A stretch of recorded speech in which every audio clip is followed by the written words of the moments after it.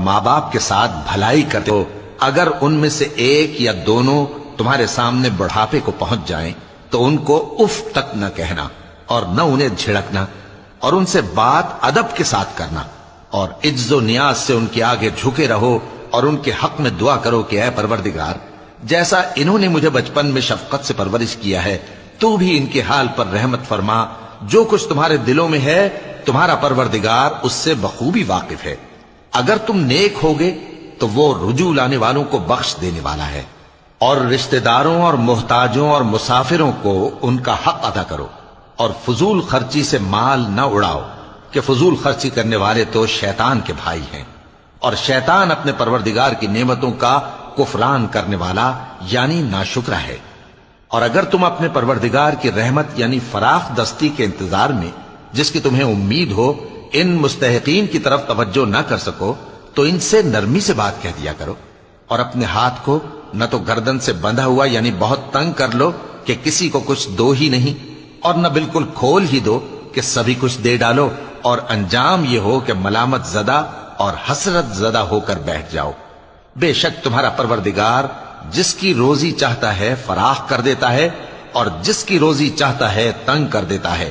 وہ اپنے بندوں سے خبردار ہے اور ان کو دیکھ رہا ہے۔ اور اپنی اولاد کو مفلسی کے خوف سے قتل نہ کرنا، کیونکہ ان کو اور تم کو ہم ہی رزق دیتے ہیں، کچھ شک نہیں کہ ان کا مار ڈالنا بڑا سخت گناہ ہے، اور زنا کے پاس بھی نہ جانا کہ وہ بے حیائی ہے اور بری راہ ہے،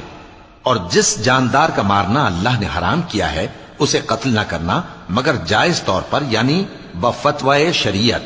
اور جو شخص ظلم سے قتل کیا جائے ہم نے اس کے وارث کو اختیار دیا ہے کہ ظالم قاتل سے بدلہ لے، تو اس کو چاہیے کہ قتل کے قصاص میں زیادتی نہ کرے کہ وہ منصور و فتح یاب ہے، اور یتیم کے مال کے پاس بھی نہ پھٹکنا مگر ایسے طریق سے کہ بہت بہتر ہو، یہاں تک کہ وہ جوانی کو پہنچ جائے، اور عہد کو پورا کرو کہ عہد کے بارے میں ضرور پرسش ہوگی، اور جب کوئی چیز ناپ کر دینے لگو تو پیمانہ پورا بھرا کرو، اور جب تول کر دو تو ترازو سیدھی رکھ کر تولا کرو، یہ بہت اچھی بات اور انجام کے لحاظ سے بھی بہت بہتر ہے۔ اور اے بندے، جس چیز کا تجھے علم نہیں اس کے پیچھے نہ پڑ کہ کان اور آنکھ اور دل ان سب اعضاء کے بارے میں ضرور باز پرس ہوگی، اور زمین پر اکڑ کر اور تن کر مت چل کہ تو زمین کو پھاڑ تو نہیں ڈالے گا اور نہ لمبا ہو کر پہاڑوں کی چوٹی تک پہنچ جائے گا، ان سب عادتوں کی برائی تیرے پروردگار کے نزدیک بہت ناپسند ہے۔ اے پیغمبر،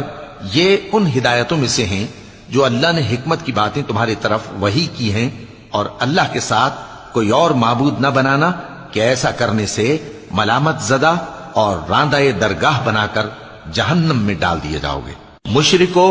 کیا تمہارے پروردگار نے تم کو تو لڑکے دیے اور اپنے لیے فرشتوں کو بیٹیاں بنایا؟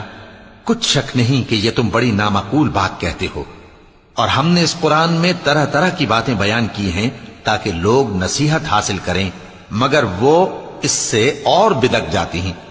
کہہ دو کہ اگر اللہ کے ساتھ اور معبود ہوتے جیسا کہ یہ کہتے ہیں تو وہ ضرور عرش والے کی طرف لڑنے بھیڑنے کے لیے رستہ نکالتے،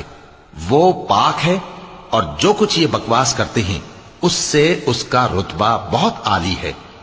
ساتوں آسمان اور زمین اور جو لوگ ان میں ہیں سب اسی کی تسبیح کرتے ہیں، اور مخلوقات میں سے کوئی چیز نہیں مگر اس کی تعریف کے ساتھ تسبیح کرتی ہے، لیکن تم ان کی تسبیح کو نہیں سمجھتے، بے شک وہ بردبار ہے، غفار ہے۔ اور اے نبی،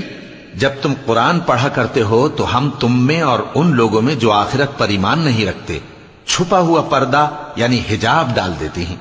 اور ان کے دلوں پر بھی پردے ڈال دیتے ہیں کہ اسے سمجھ نہ سکیں، اور ان کے کانوں میں ثقل پیدا کر دیتے ہیں